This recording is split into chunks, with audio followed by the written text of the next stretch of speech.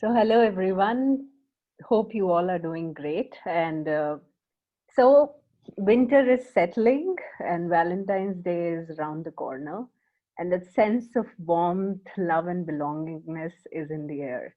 And to cherish a different kind of love and compassion, today Zile and I, we both thought to have a late night conversation over coffee. And what could be a better day to talk about our thoughts on women in science than today? Today is the Women in Science Day. And this brings me to the question, Zile, how was your day? It's been a long time since we met. Thanks, but no thanks to COVID. This we have devised new ways to meet each other, to see each other, and today we are here. So, how are you? I'm really doing good, and I had a fantastic day, Nimita. I mean, I was just reading through social media posts, reflecting on the articles, stories, and attending webinars of women in science and recapitulating women in science who have personally inspired me and affected me through their resilience and grit. Oh, great. Indeed, a beautiful day. And I began my day flipping through Leelavati's Daughter. You must be aware it's a curated compilation of biographical and autobiographical sketches of about 100 women scientists in India, from India. And I must confess that reading the saga of their passion for science, their struggle, tribulations, and accomplishments, it has been very inspirational. Knowing them through these writings, I would say that has motivated me to work on gender and science policy. This is very overwhelming, Zile. Yeah, I mean, it's a great compilation, and but at the same time, I feel the challenges of women in science in the 21st century are unique and complex as well. I mean, in no way I am undermining the issues and challenges of the older generation. And frankly speaking, I personally relate to many of them as an early career scientist because they've exist. Some of them have existed since time immemorial, but there are problems that have just emerged and with time, and they haven't left. They have just been left unresolved.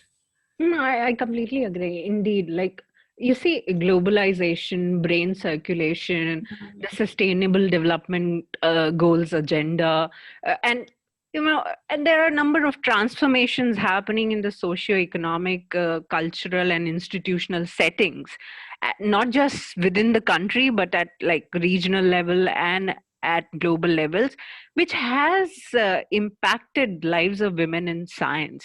It is great to see it's great to see that the insiders and outsiders of science have become way more vocal now to talk about gender related issues. I see discussions on access to resources, sexuality, intersectionality, and even ableism for that matter. As a science policy researcher, I feel we are living in very exciting times, Zile. What do you think? Yes, I mean, absolutely. I mean, and a lot of things are happening around the globe and in India in relation to women in science. While COVID kind of overburdened women scientists to manage work-life balance, but Mhm. it also opened so many new vistas for awareness, sensitization, mentorship, and networking, particularly through these online platforms. And government and non-government organizations have also come up with innovative interventions in this regard. Oh, it's amazing, Ziled. I hover around social media platforms and it's so great to see them. And how can I miss sharing that being engaged in the STIP process, the STI policy of India? There is this sense of elation and optimism to see how the national policy is recognizing and acknowledging gender equity and inclusion in science, technology, and innovation, be it issues related to career breaks, ageism, dual recruitments, gender harassments.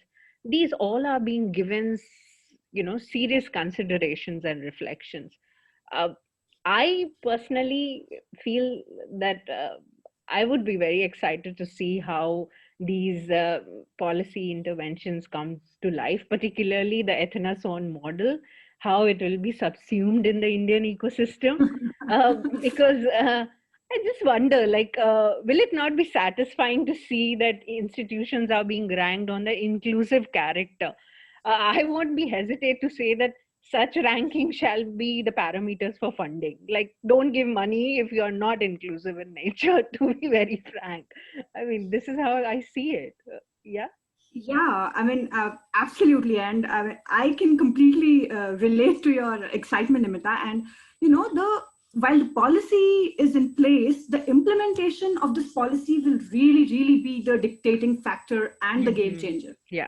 Hmm. And nonetheless, all the interventions are also happening in silos. So we need concerted efforts that kind of are synergized in order to bring stakeholders from different strata and institutions and communities to bridge gaps involving rural and tribal Yeah. communities and the informal sector, and uh, bringing cultural shifts and institutional transformations for participation and promotion and retention of women in science. Yeah, certainly, Zile. I completely agree that, implementation would be a game changer altogether. And while we have come a long way in bringing women science closer to each other, we need more and more women in science. And it's time to go beyond Leelavati's daughter and bring narratives of Leelavati's granddaughters and great granddaughters, their struggles, Yeah. their experiences, and accomplishments. We need more narratives of those kinds. Uh, I mean, well, this conversation could go on, and I wish like we keep talking, Zile, but I had a long day for goddamn reasons, like work wise. I have been like overwhelmed, and I'm starving, and I know you are starving too. So I Yes. shouldn't stand between you and your dinner as well. So yeah. Mm, Yeah, I mean, the feeling is completely mutual, and we should catch up soon. yeah, And on of behalf course. of SPF, Hmm. we wish all our viewers a wonderful and cheerful day ahead. And let's just embrace and work towards promoting women in science. We should so take care and stay safe. Yes, indeed. Take care, everyone, and wish you a very happy Women in Science Day. Okay, Zile, take care. Good night. Bye. Good night. Bye.